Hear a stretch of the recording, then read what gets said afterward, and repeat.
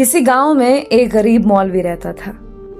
وہ اس چھوٹے سے گاؤں کی اکلوتی مسجد کا امام تھا اور نماز کے علاوہ گاؤں کے بچوں کو قرآن بھی پڑھاتا تھا، جبکہ اس کی بیوی گاؤں کی بچیوں کو مدرسہ پڑھاتی تھی، جس سے ان کا گزر بسر ہو جاتا تھا۔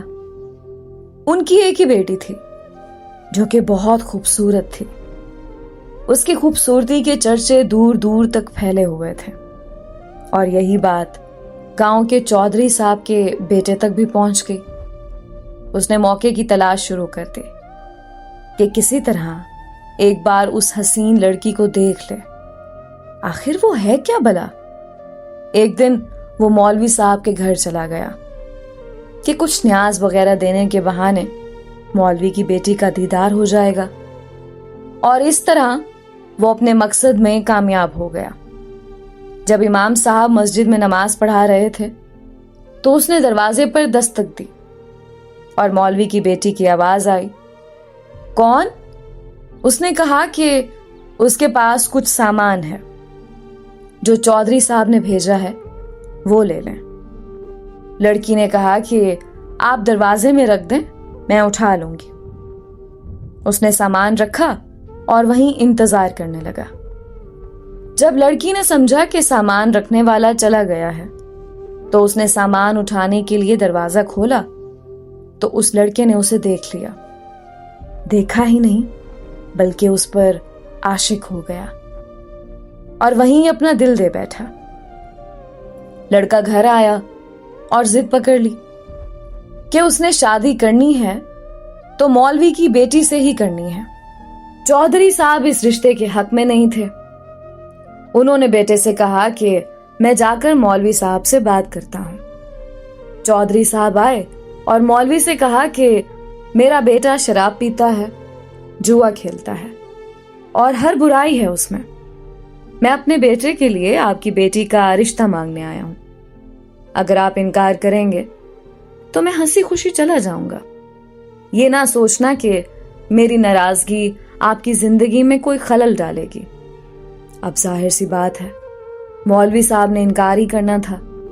چودھری صاحب گھر گئے اور بیٹے سے کہا کہ مولوی نے انکار کر دیا ہے اور اب دوبارہ کبھی اس کی گلی میں نظر نہ آنا۔ لیکن لڑکے کو بہت غصہ آیا۔ اتنی دولت، عزت اور شہرت کے باوجود مولوی نے رشتہ کیسے ٹھکرا دیا؟ میں ضرور انتقام لوں گا، اور اس نے دل میں انتقام کی ٹھان لی۔ ادھر مولوی صاحب کی بیٹی بیمار ہو گئی اور اس کے پیٹ میں درد شروع ہو گیا۔ پہلے تو وہ گھریلو ٹوٹکوں سے علاج کرتے رہے، لیکن جب بیٹی کا پیٹ پھولنے لگا تو وہ گاؤں کے واحد حکیم کے پاس چلے گئے۔ اس وقت الٹرا ساؤنڈ وغیرہ اور جدید آلات تو تھے نہیں، لہٰذا حکیم صاحب نے بچی کی نبض چیک کی، پیٹ درد کی شدت کا جانچتے ہوئے بتایا کہ آپ کی بیٹی حاملہ ہے۔ مولوی کے گھر میں تو جیسے کوہرام مچ گیا، ایک قیامت آن پڑی۔ مولوی نے بیٹی کو بہت مارا پیٹا کہ کس کے ساتھ منہ کالا کر آئی ہے، کس کا بچہ ہے تیرے پیٹ میں۔ ایک دو بار اسے قتل کرنا بھی چاہا، لیکن میں بیچ میں آ گئی۔ اسے یقین تھا کہ اس کی بیٹی بے گناہ ہے۔ وہاں ان کی بیٹی بھی اس امتحان پر اللہ سے امید لگا کر بیٹھ گئی کہ اب کوئی معجزہ ہی اسے اس ناکردہ گناہ سے نکال سکتا ہے۔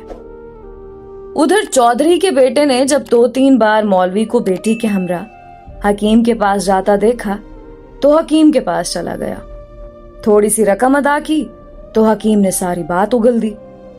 چودھری کا بیٹا واپس آیا اور گاؤں کے میراثی کو کچھ رقم دے کر سارے گاؤں میں اعلان کروا دیا کہ مولوی کی بیٹی بغیر نکاح کے حاملہ ہو گئی ہے۔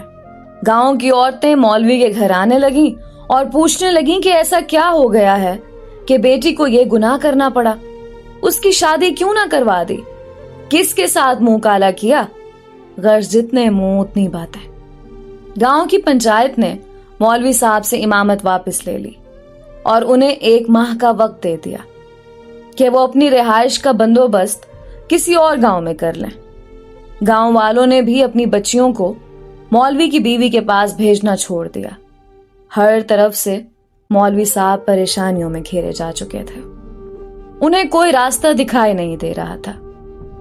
एक दिन वो परेशानी के आलम में बैठे थे कि दरवाजे पर दस्तक हुई। जाकर दरवाजा खोला तो सामने एक खूबरू नौजवान खड़ा था।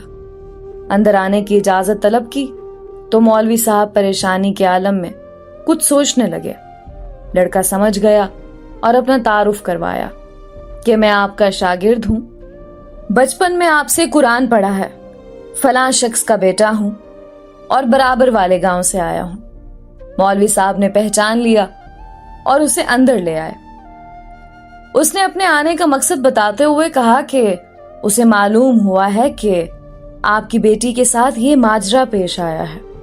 मजीद बताया कि वो शहर से हिकमत का कोर्स मुकम्मल करके आया है और गांव में हिकमत खाना बनाने का इरादा रखता है, लेकिन आते ही उसे इस बात का इल्म हुआ तो उसे यकीन नहीं आया कि ये वाकया सच है और वो इसका राज मालूम करने पहुंच गया। मौलवी साहब को भी कुछ उम्मीद सी नजर आने लगी। उस लड़के ने मौलवी साहब की बेटी की नब्ज देखी, कुछ तफसीलात पूछी और फिर कुछ सोचते हुए मौलवी साहब से एक बकरे और एक कुत्ते का बंदोबस्त करने को कहा।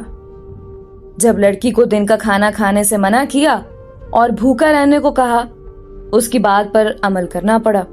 मौलवी साहब और करते भी क्या, डूबते को तिनके का सहारा। रात तक सारा बंदोबस्त कर दिया। लड़के यानी हकीम ने गांव की कुछ मुअज़्ज़िज़ औरतों को भी बुलवा लिया और उनसे बकरे का गोश्त पकवाने को कहा। जब गोश्त पक चुका तो उस लड़के ने लड़की से कहा कि पेट भर कर गोश्त खाओ। लड़की भी सुबह से भूखी थी, जी भर कर गोश्त खाया। जब लड़की ने गोश्त खा लिया तो उस वक्त तक मोहल्ले के कुछ मजीद लोग भी मौलवी के घर के बाहर जमा होना शुरू हो गए कि यहाँ क्या माजरा चल रहा है। उस लड़के ने मौलवी साहब की बेटी को बुलवा लिया और दूसरे कमरे में ले गया जहां उसने पहले से कुत्ता ज़िबा करके रखा हुआ था। उस लड़की को बताया कि जो गोश्त उसने खाया है वो उसी कुत्ते का गोश्त था। बस फिर क्या था, लड़की ने उल्टियां शुरू कर दी और जो कुछ खाया था सब बाहर आने